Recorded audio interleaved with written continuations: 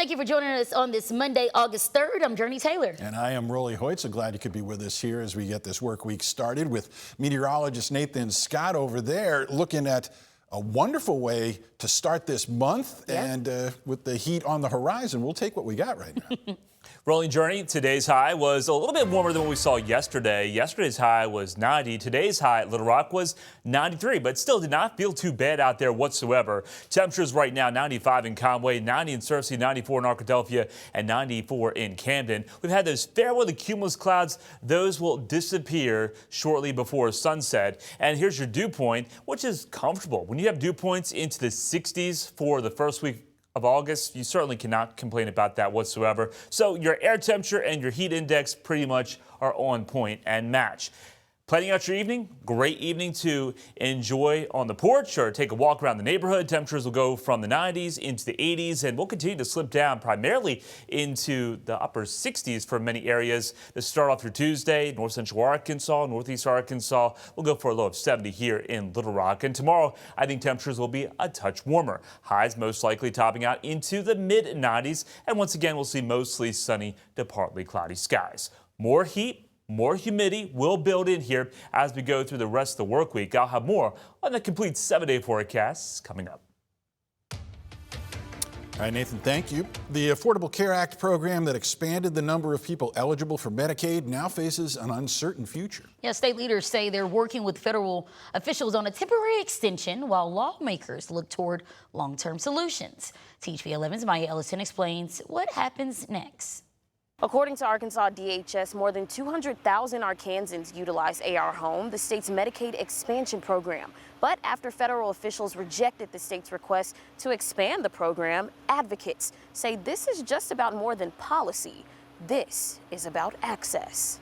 You can't afford health care without health insurance in this country, so. A stark reality many Arkansans know all too well. Camille Rishu with Arkansas Advocates for Children and Families says that's why programs like ARhome matter. The program uses Medicaid funding to help eligible Arkansans purchase private health insurance. And what it does is cover people with incomes up to 138% of the federal poverty level. The U.S. Centers for Medicare and Medicaid Services has verbally rejected Arkansas's request to extend the waiver that authorizes the program. Rishu says while coverage isn't changing immediately, the biggest concern is what happens next. ARhome makes sure that providers can be reimbursed for services. Without Medicaid revenue, entire communities can lose doctors, nurses, specialists. In a statement, DHS spokesperson Gavin Lesnick says beneficiaries do not need to take any action right now, adding the state is working with federal officials as it develops the program's next steps. If nothing changes, what have you been telling them? What does that mean? I think a lot of people are very confused right now. What's most important is that we need to make sure that we continue our program. The governor's office says that's also its goal. Spokesperson Sam Dubke says the state is in talks with CMS about a temporary extension while working with lawmakers to build a more sustainable model that maintains access to quality care. For now, state leaders say no changes are immediate, but the future of the program will likely be decided during the next legislative session. What comes next is making sure that we can keep people covered and take care of families in Arkansas. In Little Rock, Maya Ellison, THV 11 News.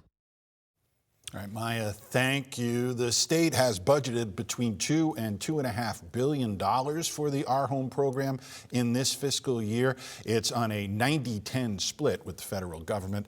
The federal government share is $2.3 billion. Well, a Domino's employee is behind bars tonight after police say he shot a man inside the restaurant. Yeah, police say Jerry Henderson shot and killed 25-year-old Jarvis Bowden after he got into an argument with another employee in the store. Henderson's been booked on a charge of first-degree murder. Pine Bluff police say they received a call around 7:30 last night.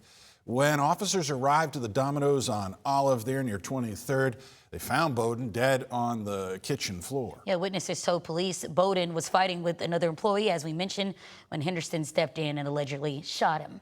The charges aren't in the state's public court record system just yet, and no word on a bond amount. State Representative Austin McCollum is facing calls to step down after his arrest this weekend. Yeah, pressure coming from some of the state's top leaders, including throughout the GOP, with some calling on him to leave the race for Benton County judge. McCollum is free this night on a $10,000 bond after pleading not guilty to charges including first-degree false imprisonment, aggravated assault, and domestic battery on his wife.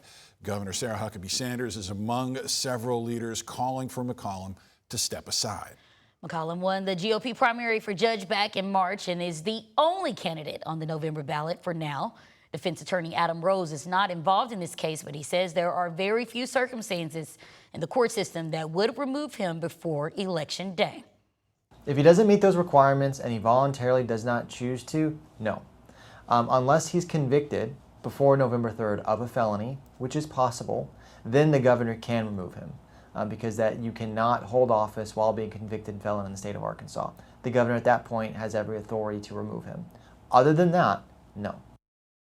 Well, the Republican Party is in the process of choosing a replacement candidate, but they only have a limited amount of time. And McCollum's next court date is set for September 8th.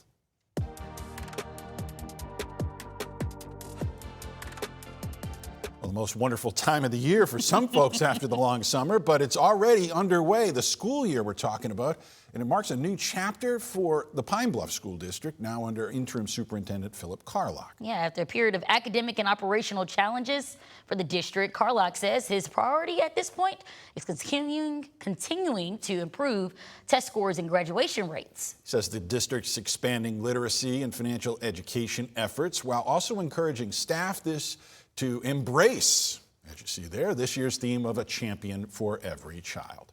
Of course, students across the state are getting set to head back to class. We've got Hot Springs starting tomorrow. Several other districts getting set to start in the coming days. Yeah, and if you're unsure where your district starts, of course, you can head over to our website, that is thv11.com. We also have information on local back-to-school events happening around the area, and you can find all of that, as we said, on our website. Well, tonight there has been a major reversal at the Justice Department. Tell you what changed and what it means coming up. So far this summer season, we've had 3 heat waves. The worst one was just last week when we had 7 straight days of reaching 95 or higher. Heat wave number 4 is on the horizon.